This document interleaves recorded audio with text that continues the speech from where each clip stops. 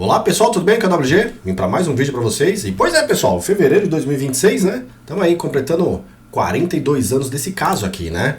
Então a história que a gente vai analisar hoje aqui é uma daquelas que mexe com a gente, sabe? Ela desafia o nosso entendimento sobre o que é justiça, sobre trauma, né? E principalmente sobre até onde pode ir o amor de um pai. É uma história que nos força a encarar um ato de violência, né? E perguntar o que de fato está por trás disso, né? E essa é a grande pergunta que fica no ar sobre o caso de Gary Planchet, né? Pra gente tentar entender, a gente precisa voltar no tempo, lá para 1984, né? E conhecer uma família que, sem saber, estava vivendo um verdadeiro pesadelo. Bem, o cenário é Baton Rouge, né?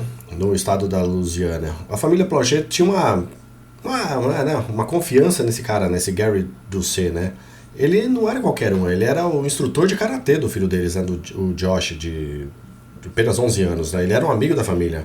Mas ele usou essa fachada, né, essa proximidade toda, para cometer atos terríveis, né? Durante meses ele abusou do Jody, né? Usando manipulação e intimidação, né? Tudo para que o menino ficasse em silêncio, né? Foi uma quebra de confiança da forma mais brutal que se pode imaginar. Então esse pesadelo todo vem à tona quando os pais do Jody finalmente descobrem o que estava acontecendo, né? E chamam a polícia. O mandato de prisão foi expedida por Doce, né? Mas em vez dele se entregar, né? Não, ele toma uma atitude desesperada, né? No dia 19 de fevereiro de 84, ele sequestra o Jody.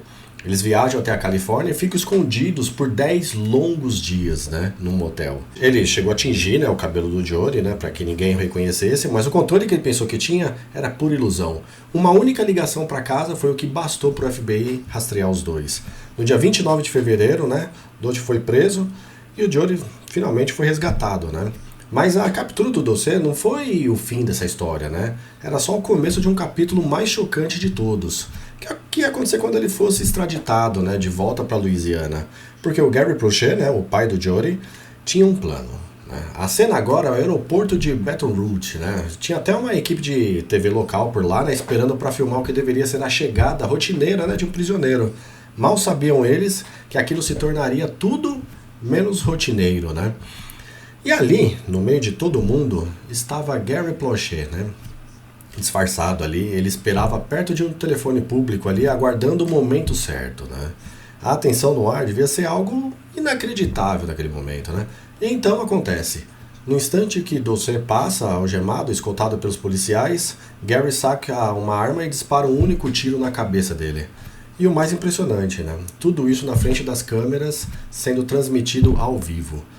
Então, no meio daquele caos todo, né, a pergunta de um policial ecoa pelo saguão. Por que, Gary? Por quê? Essa é uma pergunta que, de certa forma, né, resumiu o choque de todo mundo naquele momento, né? E que anos mais tarde daria nome ao livro que o próprio Jody, né, escreveria. Gary Planchet não tentou fugir, não. Ele foi preso na mesma hora e indiciado por homicídio, né? Um caso claro, né? O caso, né, explodiu no país inteiro, né? Dividiu opiniões. Para muitos ele era um herói, para outros ele era um assassino, né? A grande questão era como a justiça o veria nesse caso, né? E a resposta da justiça foi talvez a parte mais surpreendente dessa história toda. Gary Planchet não passou nenhum dia na cadeia, né? 0. Nenhum ano de prisão. A sentença dele foi realmente histórica, né? Ele pegou 7 anos de liberdade condicional e 300 horas de serviço comunitário. A justificativa do juiz foi de que colocar o Gary atrás das grades não traria benefício nenhum para a sociedade, reconhecendo que aquela família já tinha sofrido o suficiente, né? Mas o veredito não colocou um ponto final na história. Para o Gary, e principalmente para o Jody, né, as consequências daquele tiro no aeroporto durariam a vida toda, né?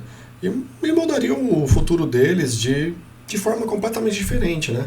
Gary Planchet viveu o resto da vida bem discreta, né? Ficou para sempre marcado como esse ícone controverso da justiça, né, com as próprias mãos.